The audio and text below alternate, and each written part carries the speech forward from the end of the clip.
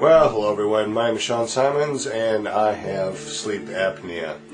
And if you do not know what sleep apnea is, it's when you stop breathing when you're sleeping.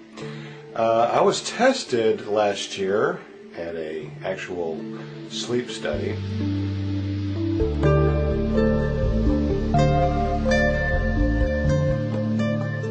That's a full minute of not being able to breathe, waking up and gasping for air.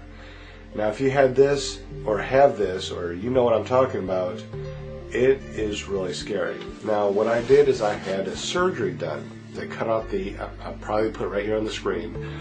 They cut out 2 inches of my soft palate, and they went into my nose, and they rooted out a nice little passageway where I could actually breathe. And believe it or not, I was so used to not being able to breathe in my nose that after the surgery, when I breathed, there was so much air going in and out for about a week afterwards. I was putting my fingers over my nose because it just felt weird. It just felt foreign to have so much air going in and out of my nose. And I was actually able to breathe through my nose. I guess I would have been a habitual mouth breather. You know what I'm talking about? The guys that breathe out their mouth all the time. They don't ever close their mouth. Well, I was one of those folks.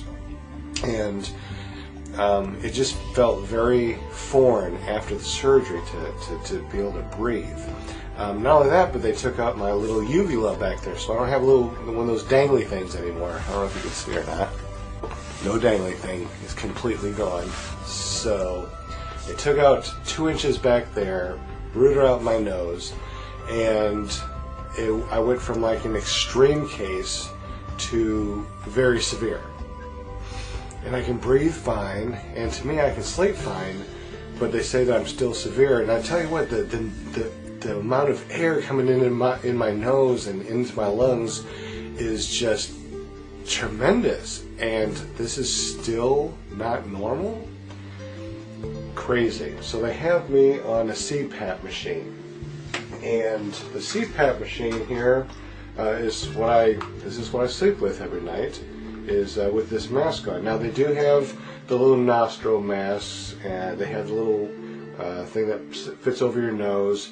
I opted, after trying all the other ones, to have a full face mask, and the reason being is because the small ones, they worked alright, but when I fall asleep, I guess my mouth opens up, I relax, and all the forced air that goes into this mask went in my nose and right out my mouth, and it just didn't work. So this is what I use now. It actually covers both my mouth and my nose, so I'm able to sleep. Now what this does, it actually forces air into your lungs.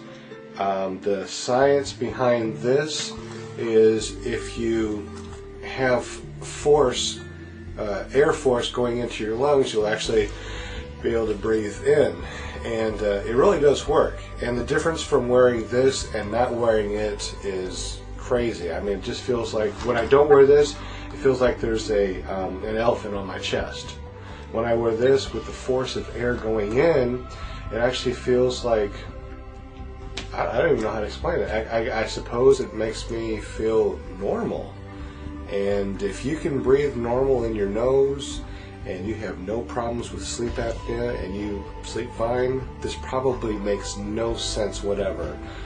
But if you're overweight like I am, and even though I don't look overweight, the doctors say I'm overweight, crazy, I need to actually lose 35 pounds. I need to be under 200 pounds, and I'm 6'2".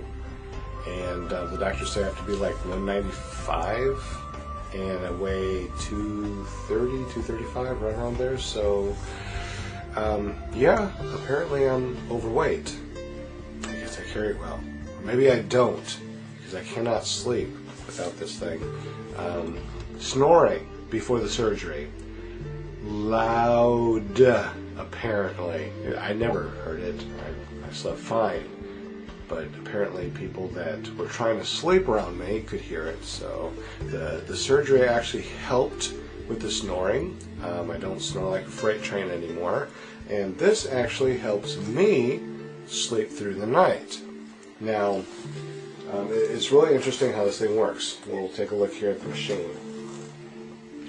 Okay, this thing has a couple of settings here.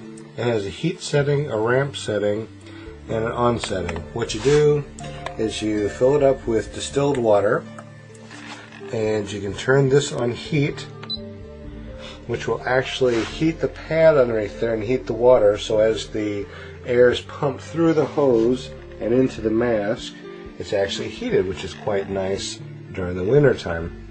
You turn it on, and it's running right now. I don't know if you can hear it on this, but it's relatively quiet.